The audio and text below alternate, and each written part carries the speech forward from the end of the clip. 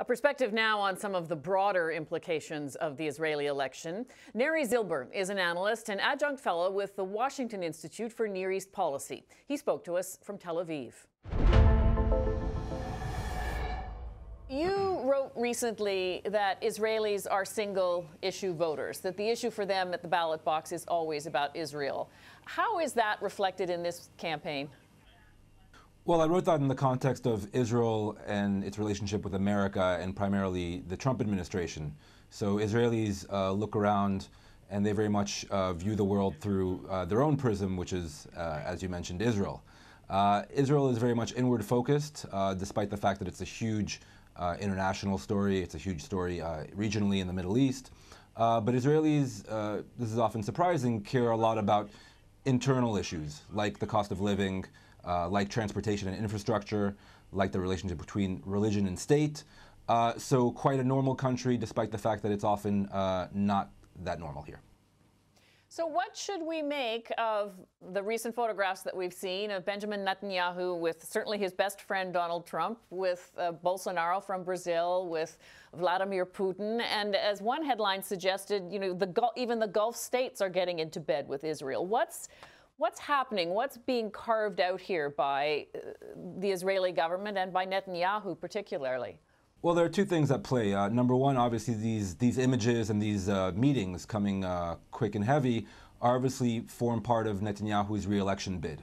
So he's portraying himself very much to the Israeli public as a great statesman on the world stage.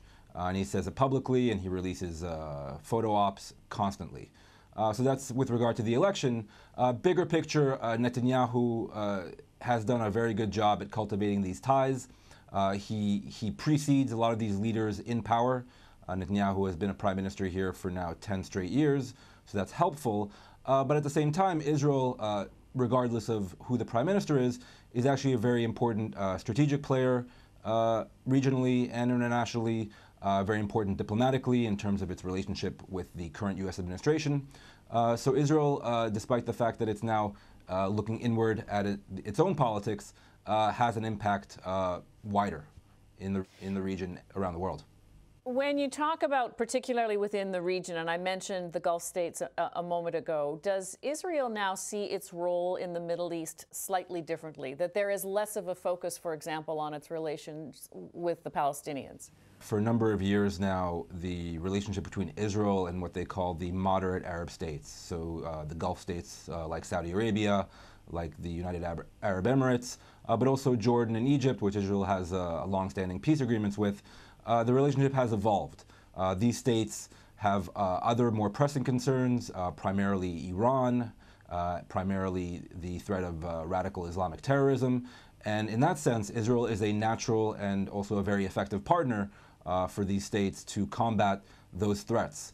And the Palestinian issue, unfortunately, is oftentimes left behind, despite the fact that at least publicly in terms of rhetoric, the position of the Arab states with regard to Palestine very much has stayed the same in terms of the need for a two-state solution.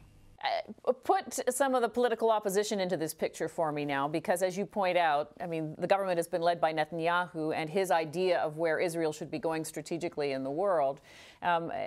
Put the opposition and the most critical opposition in this campaign, put Benny Gantz into this picture. So there might be differences of opinion between Netanyahu and the opposition with respect to the Palestinian issue, and primarily the need for a two-state solution or not, as the case may be. But internationally, there isn't that much daylight between Netanyahu and his opponents.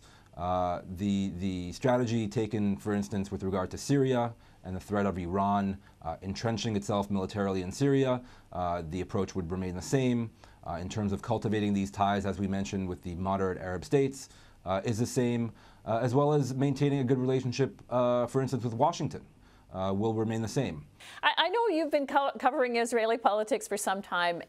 Has the conversation, the debate evolved at all, or do you feel like in many ways you're covering the same campaign? No, I would say the debate has evolved. You're seeing a rightward shift among the voting public here in recent years. issues that used to be very important. For instance, like the need for a two-state solution, or at the very least disengaging from the Palestinian in the West Bank.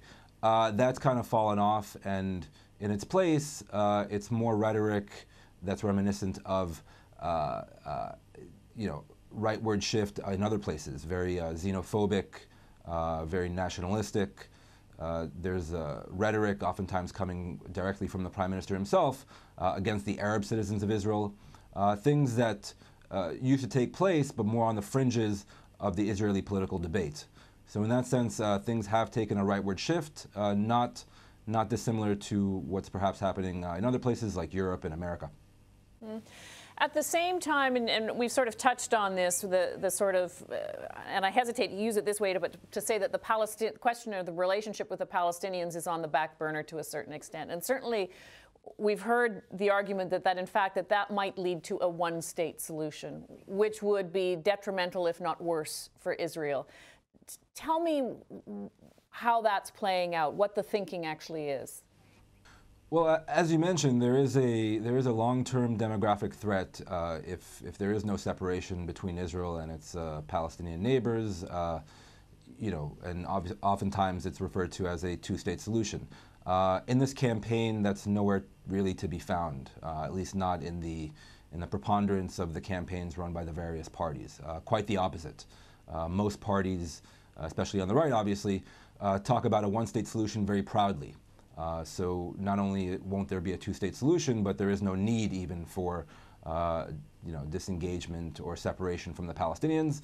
And in their minds, the demographic threat either doesn't exist or can be handled at some point down the line somehow. Because the current campaign is less about the issues and less about the substance and more about the two personalities of either Benjamin Netanyahu or his primary challenger Benny Gantz, or kind of very esoteric minor issues like social media clips that are put out, various scandals relating to how the campaign is run, and less about really existential challenges that Israel has been facing, is facing, and will definitely be facing in future.